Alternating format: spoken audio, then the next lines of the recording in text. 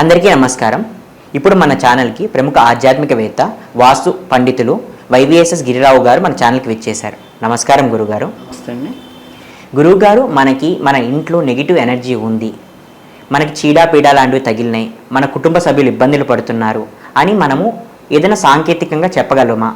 సాంకేతికంగా అంటే కూడా వాస్తుశాస్త్రంలో ప్రధానంగా మీరు వాస్తు చూసుకోవడం ఒక పద్ధతి, అంటే శాస్త్ర ప్రకారం అన్నీ అమరుతున్నాయా లేదో చూసుకోవడం ఒక పద్ధతి. అలా కాకుండా ఒక ఇల్లు కొందామని వెళ్ళారు, లేకపోతే ఒక అపార్ట్మెంట్ కొందామని వెళ్ళారు, అందులో సాంకేతికంగా కంటే కూడా సంకేత పరంగా కూడా చూసుకోవడానికి అవకాశం ఉంది. సంకేతాలు అంటే ఏంటంటే మనకి ఇంట్యూషన్ అంటే ఏంటంటే నిమిత్తం అంటారు. శకున శాస్త్రం అని ఒకటి ఉంది, అంటే హోరా శాస్త్రం లాగానే శకున శాస్త్రం ఉంది. ఈ శకున శాస్త్రం సంహితల్లో శకున శాస్త్రం ఏంటంటే మీకు అసలు ఏ శాస్త్రం తెలియకపోయినా, దాని డీటెయిల్స్ వాస్తు తెలియకపోయినా సరే, ఒక ఇంటికి వెళ్ళంగానే ఆ ఇంట్లో మీరు ప్రవేశించంగానే ఇల్లు చేరదామనో లేకపోతే కొందామనో వెళ్ళంగానే మీకు ఇప్పుడు మనం బస్సులో ట్రైన్లో వెళ్తుంటాం, కొంతమందిని చూడంగానే ఎక్కడో చూసినట్టుంది అని అప్పటికప్పుడు పరిచయం చేసుకుని ఎక్కువసేపు మాట్లాడుతుంటాం. కొందరిని చూడంగానే వాడు ఏం వండగానే మనతో అనీజీగా ఉంటుంది. మనం చూస్తుంటే వాడు మాట్లాడుతుంటే 10 నిమిషాలు మాట్లాడగానే అనీజీగా వస్తుంది. అంటే ఏంటంటే ఈ రెండు సోల్స్కి మ్యాచ్ కాలేదని లెక్క. అలాగే మీకు ఒక ఇల్లు కానీ చూడంగానే, అపార్ట్మెంట్ కానీ చూడంగానే, ఇంట్లోకి వెళ్ళంగానే మీకు చాలా ప్లెజెంట్గా అనిపించే, కాసేపు కూర్చుంటే బాగుండు, ఇది మనం తీసుకుంటే బాగుండు అనే మనసుకి కనుక బాగా పీకింది అంటే అది పర్ఫెక్ట్గా మీ జాతకానికి అది సూట్ అవుతుంది అని లెక్క. అలా కాకుండా అన్నీ సోఫిస్టికేట్గా ఉంటాయి, పర్ఫెక్ట్గా ఉంటాయి, చక్కగా మోడరేట్గా కట్టుంటారు, ఇల్లు చాలా పాష్ ఏరియాలో ఉంటుంది. అయినప్పటికీ వెళ్ళంగానే ఏంటంటే ఒక రకమైన అనీజీగా, వెలితిగా, దరదరగా, ఏంట్రా ఎందుకో తెలియదు, కారణంగా కనుక మీకు అలజడి రేగి దడదడిగా ఉంటే ఆ ఇల్లు మీకు సెట్ కాదు, దాంట్లో నష్టం వస్తుంది అనేది ప్రధానంగా గుర్తుపెట్టుకోండి. ఏంటంటే ఇది సంకేతంగా తీసుకుంటే పర్ఫెక్ట్గా ఇది చెప్పచ్చు. ఒక ఇంట్లో ఎవరైనా చనిపోయి మళ్ళీ ఆ ఇల్లు కొనాలి అనుకుంటే అది మనం కొనచ్చా? ఆ ఇంట్లో నెగిటివ్ ఎనర్జీ అనేది ఉంటుందా? అలానే లేదండి. కొన్ని నక్షత్రాల దోషాలు ఉన్నప్పుడు అది ఆ చనిపోయిన ప్రాంతం వరకు మూసివేయమంటారు. అంటే ఉపశమనం కోసం ఆ దోష వాళ్ళకి ఏదైతే ఉందో ప్రతానికి ఉపశమనం కోసం అక్కడ మూసేయమంటారు. ఈ మూసేయమన్నప్పుడు జనరల్గా ఏంటంటే కామన్గా ఏమాత్రం జ్ఞానం ఉన్నాడని సరే అది 4 రోజులు 6 నెలలు అది మూసేసిన తర్వాత, అది అయిపోయిన తర్వాతే మీకు అమ్మటానికి కానీ కొనటానికి కానీ ఇస్తారు. మీకు ఏంటంటే జనరల్గా సెంటిమెంట్ అనగానే మనిషి చనిపోవడం అనగానే అదేదో దోషము, చనిపోయిన వాళ్ళ ఇంటికి వెళ్ళి పలకరించి వస్తే దోషము, చనిపోయిన వాళ్ళ ఇల్లుతో చేరితే మనం దోషం, చనిపోయిన వాళ్ళ దగ్గరికి వెళ్తేనే దోషం, 10వ రోజు కార్యక్రమం వెళ్తే అనుకుంటారు. కానీ వాళ్ళు ప్రమోషన్ పొందుతున్నారు. అంటే మానవ జన్మ నుంచి ప్రేత జన్మకి, అంటే ఉత్తమ గతికి, అంటే మనకి దేవతలకి మానవులకి మధ్యలో ఉండే లోకం పితృలోకం. ఈ దేవలోకానికి మానవలోకానికి ఉండే పితృలోకానికి అంటే వాడు మెచ్యూర్డ్ అయి వెళ్తున్నారు కనుక ఏంటంటే వాళ్ళకి చక్కగా చనిపోయిన వాళ్ళకి శ్రాద్ధకర్మ చేస్తే, ఒక మీకు ఏకాదశి రుద్రాభిషేకం చేస్తే ఎంత పుణ్యం వస్తుందో అంత పుణ్యం వస్తుంది. వాళ్ళకి కనుక 10వ రోజు వెళ్ళి తర్పణాలు వెళ్తే అంత మహత్యమైంది. అందుకని ఏంటంటే అది దోషం కాదు. దోషం ఏంటంటే చనిపోయిన నక్షత్రం అవి దోషంగా ఉన్నప్పుడు ఏంటంటే అలాంటివి కానీ, లేకపోతే ఆత్మహత్యలు చేసుకుంటారు కొంతమంది, బలవన్ మరణాలు, లేకపోతే వాళ్ళని ఎవరో వచ్చి పొడి చేయటము, చంపేయటం జరుగుతుంది, కాలిపోవటం, బర్న్ అవటం.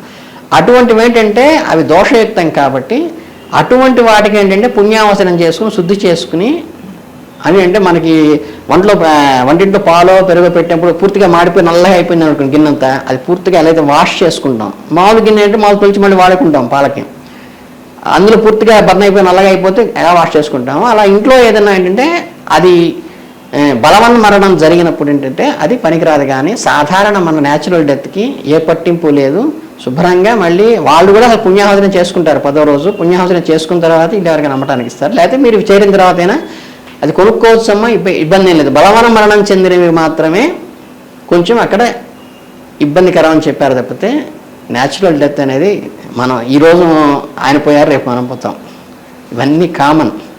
సో ఏంటంటే దాంట్లో దోషం ఎక్కడ చెప్పలేదు మీకు. గురువుగారు, ఒకవేళ మనం కొనుక్కోవాలి అనుకున్న ఇంట్లో బలవత్ మరణాలు జరిగి ఆ ఇల్లు ఖచ్చితంగా నాకు కావాలి, నేను ఖచ్చితంగా అది కొనుక్కోవాలి అనుకున్నప్పుడు ఏదైనా పరిహారాలు లాంటివి ఏదైనా చేసుకొని ఆ ఇంట్లో దిగచ్చా, లేదా అలాంటి ఇల్లు కంప్లీట్గా అవాయిడ్ చేసుకొని మిగతా ఇళ్ళని చూసుకోవచ్చా? అంటే ఏంటంటే జనరల్గా ఇవి ప్రేతము తృప్తి పొంది శాంతి జరిగి పైకి వెళ్ళిపోయిందా లేకపోతే అక్కడే తిరుగుతుందా అనేది ఏంటంటే అవి మీకు క్లియర్ ఇండికేషన్స్. చాలామంది ఏంటంటే ఈ భయంతోనూ, అంటే నాకు పర్సనల్ ఎగ్జాంపుల్ చెప్తా. ఒకసారి ఒక ఇంటికి వెళ్ళి పడుకోగానే ఏంటంటే చుట్టాలింట్లో టపక్ టపక్ టపక్ టపక్ అని దొడ్లో సౌండ్ వస్తుంది. ఏమిట్రా సౌండ్ వస్తుంది, వీళ్ళందరూ భయపడుతున్నారు, అమ్మమ్మ భయంగా ఉందంటున్నారు. లేదరా వెళ్ళి చూద్దామని చెప్పి చక్కగా దొడ్డు తలుపు తీసాం. ఏమైందంటే తెల్లవారుజామున మనసు కూర్చి కొంచెం నీళ్ళు అవి దారలాగలి ఈ చుక్కలు ఏంటంటే తెల్లవారుజామున చల్ల జల్లు పడ్డట్టుంది. అవి ఆ రేకు మించి జారి కింద అట్ట పెట్టుంది, వాడేసిన అట్ట పెట్టుంది, దాని మీద పడుతున్నాయి టప్ టప్ టప్ అని. ఏంటి మనం లోపల వెళ్ళి ఓపెన్ అయ్యి చూడకపోతే మీరు అంటే తాడు కూడా పాములా కనిపిస్తుందని. ఈ జనరల్గా చాలామంది భయపడేది ఏంటంటే అసలు ఏం ఉండదు అక్కడ.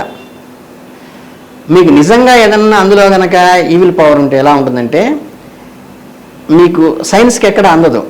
చాలామంది ఏంటంటే లోపల భయానికి భీతికి సైన్స్తో సైకలాజికల్ వాటికి కూడా అది దుష్టగ్రహ ప్రభావం అనుకుంటారు. అలా కాదు.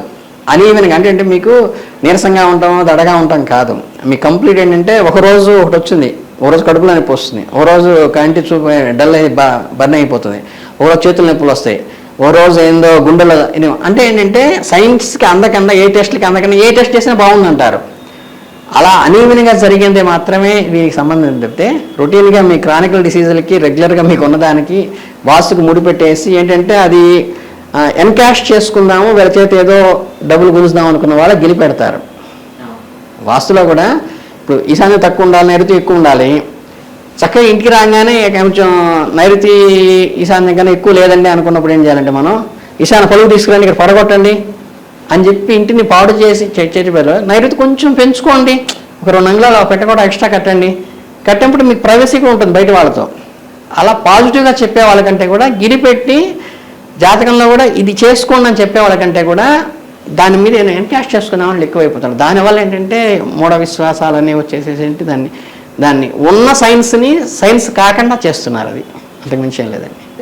అందుకని ఏంటంటే ఇలా ఉన్నటువంటి ఏదైతే ఉన్నాయో దోషాలు మీకు అబ్నార్మాలిటీస్ జరుగుతుంటాయి ఇంట్లో. కంప్లీట్ అబ్నార్మాలిటీస్ అనుకోకుండా జరిగేవి. అంటే మనకు అప్పున్న చోట అప్పు వాడు ఆడటం గొప్ప కాదు, లేదా మనం ఫాస్ట్గా డ్రైవ్ చేస్తుంటే యాక్సిడెంట్ అవ్వడం నార్మల్, అర్థమైనా? అలా లేకపోతే మనకి ఎప్పటి నుంచో అమ్మాయి పెళ్లి కాలేదనో అబ్బాయి ఉద్యోగం రాలేదో న్యాచురల్గా ఉండేవి. అలా కాకుండా సడన్గా వస్తాయి. అంటే ఏంటంటే ఉన్నట్టుండి ఊహించకుండా ఎక్స్పెక్టేషన్, వితౌట్ ఎక్స్పెక్టేషన్ అనుకోకుండా టక్క టక్క టక్క టక్క టక్క అసలు ఇది ఎందుకు జరిగిందిరా ఏంటి ఇప్పటిదాకా ఉన్నది లేనిదే అనుకునే సందర్భం వచ్చినప్పుడే శంకించాలి తప్పితే నార్మల్గా రావాల్సిన టైము బ్యాంకులో లోన్ కట్టకుండా వాడు నోటీస్ ఫీల్ అవటం, అప్పునవాడు అడిగితే ఫీల్ అవటం, మనం ఏదో ఆడుతూ ఆర్గ్యుమెంట్ వాడు తిట్టాడని ఫీల్ కావటం, ఇవన్నీ న్యాచురల్గా అంటే ఆ జస్టిఫికేషన్ మైండ్లో విఘ్నత అనేది ప్రవర్తిస్తే ఏది దోషం వల్ల వచ్చింది ఏది న్యాచురల్గా వచ్చేది అనేది కొంచెం గమనించుకోండి తప్పితే మరీ మూఢంగా వెళ్ళకుండా మనకి సైన్స్కి అందనది డాక్టర్కి అందనది మనకి వస్తున్నప్పుడు మాత్రమే దాన్ని ఆ బలవత్ మరణాల వల్ల వచ్చిన దోషంగా తీసుకోవాలి తప్పితే నార్మల్గా వీడికి ఉండే ఒళ్ళు నొప్పులు కాళ్ళ నొప్పులు ఇవన్నీ రొటీన్గా ఉండే క్రానికల్ డిసీజ్ గురించి దానికి ముడి పెట్టేసి భయపెట్టడం అనేది తప్పు. ధన్యవాదాలు గురుగారు, చాలా బాగా వివరించారు. సంతోషం.